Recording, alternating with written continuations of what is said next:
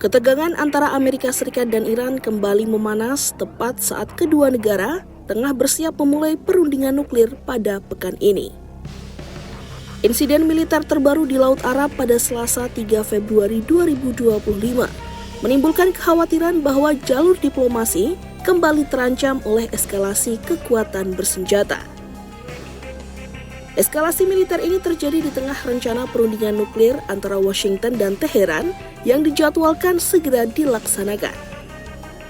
Utusan khusus Amerika Serikat Steve Witkoff dijadwalkan bertemu dengan pejabat Iran di Turkiye. Sejumlah negara termasuk Qatar, Oman, dan Mesir disebut akan terlibat untuk memfasilitasi dialog. Meski begitu, Gedung Putih menegaskan bahwa insiden militer tersebut tidak membatalkan agenda perundingan. Sekretaris Pers Gedung Putih, Karoline Leavitt, menyatakan Presiden Donald Trump tetap mengutamakan jalur diplomasi meskipun situasi keamanan di lapangan semakin kompleks.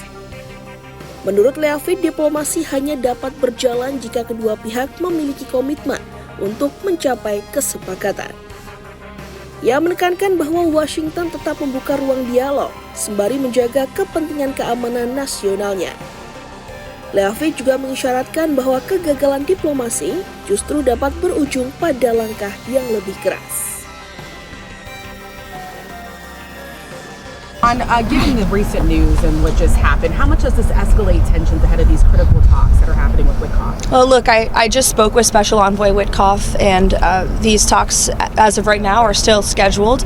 President Trump is always wanting to pursue diplomacy first, but obviously it takes two to tango. You need a willing partner to achieve diplomacy, and that's something that Special Envoy Witkoff is intent on exploring and discussing. As always, though, of course, the president has a range of options on the table with respect to Iran as commander-in-chief. I think they learned that quite well last year with the strike in Operation Midnight Hammer, which was wildly successful and obliterated their nuclear capabilities. But those talks will continue later this week as far as we're concerned right now. Sebelumnya pada Selasa 3 Februari 2026, jet tempur siluman Amerika Serikat menembak jatuh sebuah pesawat nirawak milik Iran yang dinilai bertindak agresif.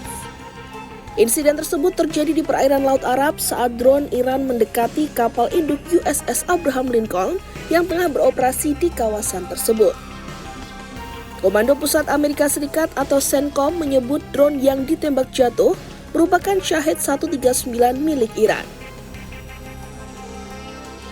Tindakan tersebut dilakukan oleh jet tempur F-35C yang berpangkalan di kapal induk USS Abraham Lincoln.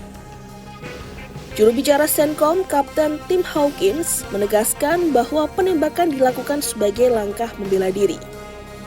Menurutnya, drone Iran terus mendekat ke kapal induk meskipun pihak Amerika Serikat telah melakukan sejumlah upaya untuk meredakan situasi.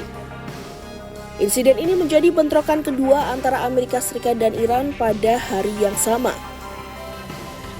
Beberapa jam sebelumnya, pasukan Iran juga dilaporkan mencoba menahan sebuah kapal tanker berbendera Amerika Serikat, Stena Imperatif, di kawasan Selat Hormuz. CENTCOM menjelaskan, dua kapal cepat milik Garda Revolusi Iran bersama satu unit drone mendekati kapal tanker tersebut dan mengancam akan menaiki serta merebutnya. Untuk mencegah eskalasi lebih lanjut, kapal perusak USS McFaul segera dikerahkan didukung armada udara guna mengawal kapal tanker agar dapat melanjutkan pelayaran dengan aman.